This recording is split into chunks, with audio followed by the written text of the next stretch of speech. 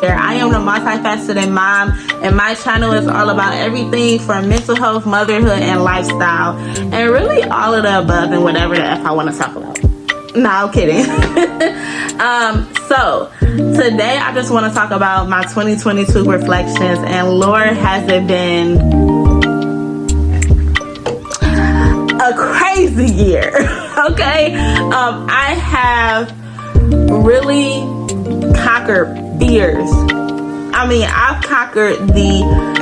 I've went through for one of the most toughest, darkest, most beautiful transition that I have ever went through in my life. And all I can do is I understand now. I don't really fully grasp what God is doing, but I see the vision. I have a vision. God has planted things in my mind to show me exactly what he has for me, or not even necessarily exactly. However, I just know that it's somewhere in the future where God is like, it's all gonna make sense. This year for 2022, I did a digital dream board, and to be honest, I really forgot that I even did it. That's why I will never do a digital dream board. It does not work for me. It may work for others. I definitely think putting in your screensaver, your computer screensaver, and things like that may work. I'm probably gonna do that as well. I do like my babies on my screensaver, but you know, I'm probably gonna do that as well. I think that is very important to constantly see it even when you're out. However, I did print out my digital, I know it's wrinkled, my digital dream board that I made, and I wanted to go through it. So the theme was seed, sow, time, harvest. And if you don't know, Michael Todd is my homie. He don't know me.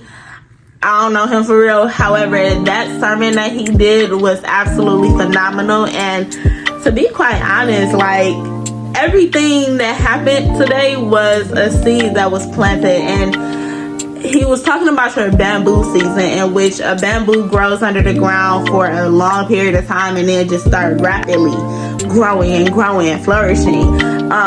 So I wanted this year to be my bamboo season, and little did I know God would be really transitioning, changing something within me to foster the future that I'm supposed to become.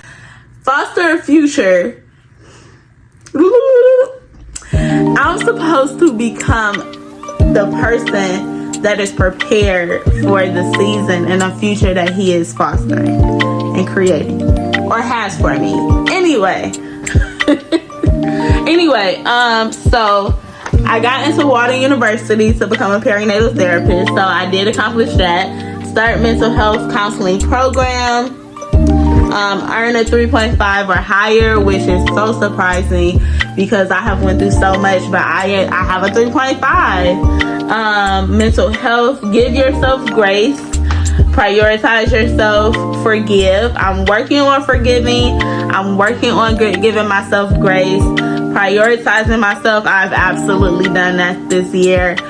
Journal daily or weekly, do not do that. I am still working on it.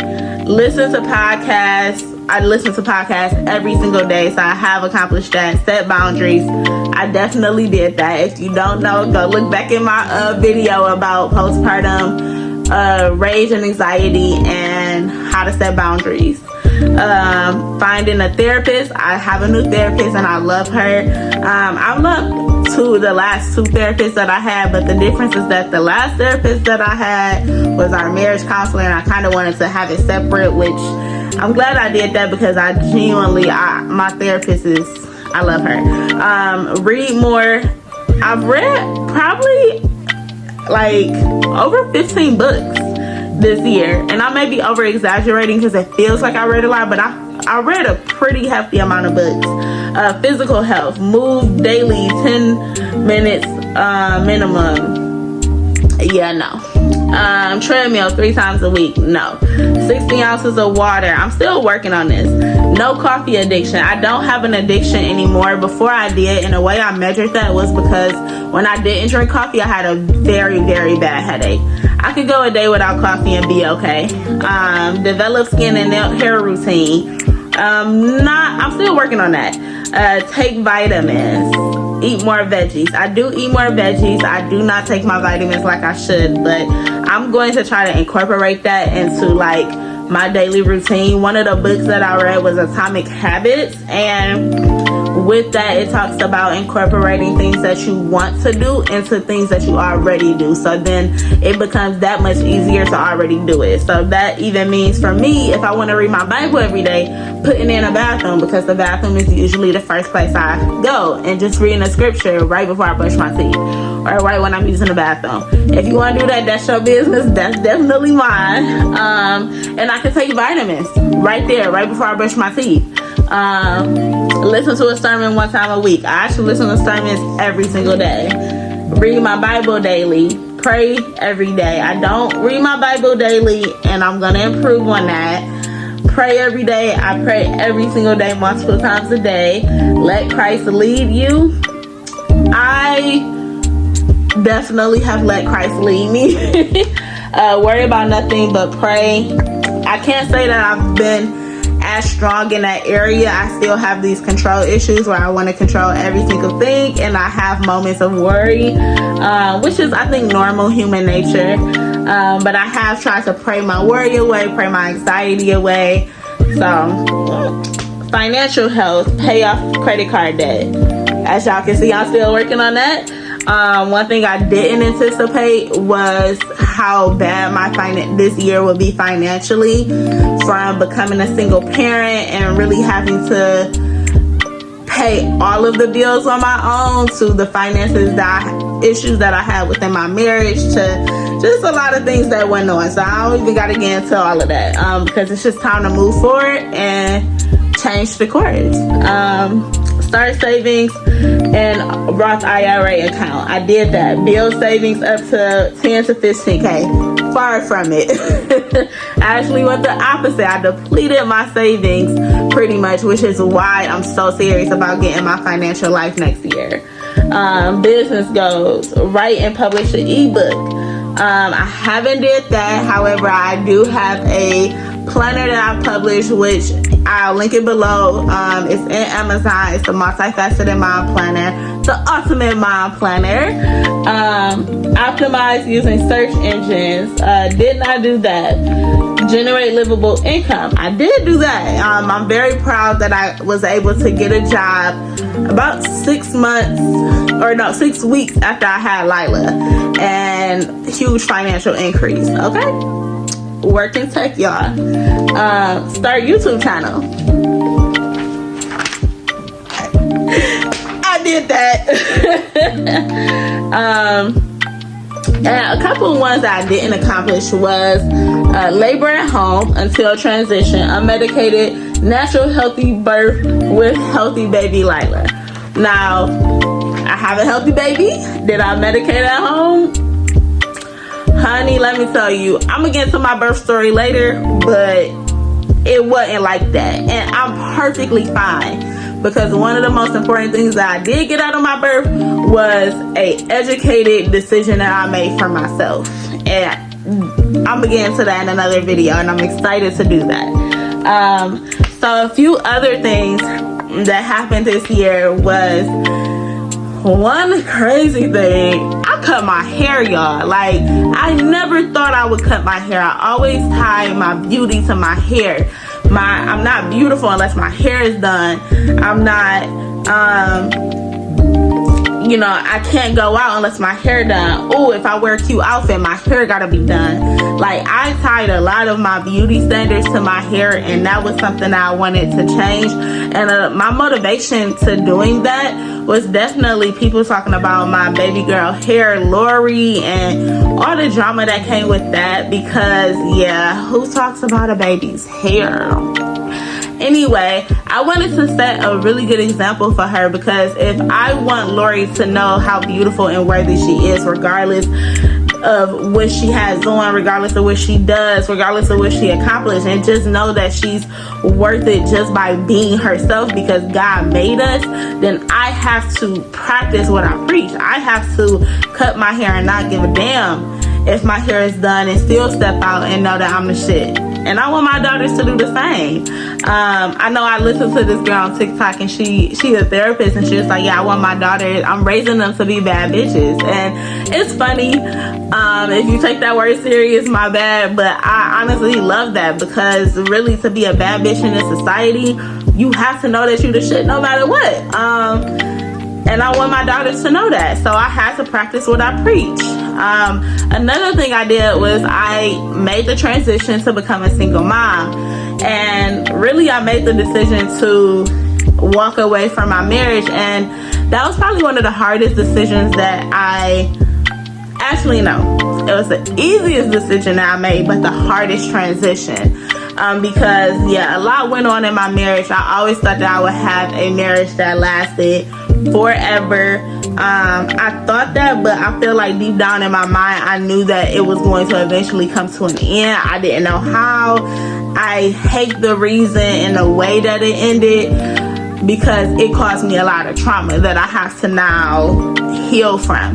However, if that's what God allowed to happen in order for me to walk away, then that's what needed to happen. And it was actually such a relief, because that was probably the reason I left my marriage. Was probably one of the darkest times, y'all, that I've ever dealt with. And I did not know how I was going to get through that time. And let me tell you, when you are that weak, I can't even keep eye contact, because the person I'm looking at right now is a person who just got through the darkest time of my entire life, because the trauma that I have to process, and I had to process while still raising my kids, gentle parenting my kids, going through postpartum, dealing with that type of drama, that type of just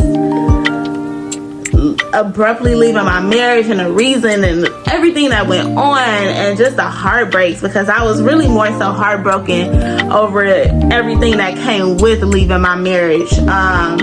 Bad relationship, or really bad blood. I mean, God bringing to light people's true colors, and just all of that stuff, and just having to cut a whole side of yourself off. Like, and what I mean is I isolate. Like, I had to understand that the new life that was waiting for me was on the other side of fear. And now I am, to be honest, beginning to see the light. I am soon going to have my last name back. And 2022 was crazy. I got a new job. On a lighter note, I got a new job in marketing tech. Do I necessarily like my job? I think I like it, but it's not. I have a different direction in which I know I need to go. But the thing is, I am learning to serve in the season that I'm in. And serving in the season that I'm in means that even though this is not my final destination, does not mean that I don't have to serve as if to help to train me for my final destination or my next destination. So if I want to be a badass perinatal therapist, and that means reading, I mean doing everything I need to do, I need to pretty much practice that right now. Like, I want to lose weight. That doesn't mean that I like to eat healthy or work out. I want to lose weight, and I have to do the things now that are necessary in order to build that discipline, build that grit. So I'm in that season right now. Started my YouTube channel, which I told you guys, which I'm so happy about. I got really serious about TikTok and my content. Fruitful Mind is really becoming something that I didn't expect it to become. And it's becoming something that God is just constantly pouring into me. and saying, this is what I want you to do. This is the recipe. This is how I want you to influence people. This is the difference that I want this app to make. And I'm just trying to okay, God. And besides that, again, this is one of the hardest financial years that I've ever been through in my life. I mean, this is probably worse than college, because the difference between college and dodging bill collectors is that I didn't have kids depending on me. And when you have kids depending on you, you can't afford to not have any savings. You can't afford to not have any available amount on your credit card. You can't afford to not have a good credit score, really. I mean, it's people out there that don't, and they make it work. However, the type of life that I need for my kids, the type of generational curses that I need to be breaking so that they can be generational blessings and they can be set up, this year was like, oh, Ty, you gotta get your shit together. Plain blank, period. So yeah, this was a great ass year, period. Like, that's the thing. Even in those troubles and those hard ass times, you have to appreciate that, because the type of person that it brings out of you, or at least me, I became a beast. Like, I became a beast, y'all. Applying for jobs. I started a virtual assistant company to get me through my unemployment transition. I acquired one client within the first week of starting the virtual assistant business. Ask my mama. I came up with the idea one day, and 2 weeks later I said, here go a website, here go a social media account. My name is the virtual assistant, or my name is the to-do list guru. Let's get it. And yeah, it brought out a different level of beast in me. And that's kind of why I'm going into 2023. Like, I accept the situations that has happened. I accept my path in which I am, a single mom, mompreneur. I actually feel very fulfilled, to be honest. I don't feel like I miss anything. Me and my daughters are extremely happy, and I think that, and when I say extremely happy, like, of course I have my times, but like, I feel complete, to be honest, with both Lori and Lila. So yeah, let me know what your 2022 reflections are. Remember to like and subscribe for more. Again, I'm going to be doing a financial audit later in the year, just to prepare for my last paycheck of the year to manage within 2023. And I'll be showing you guys that. Like and subscribe for more. See you.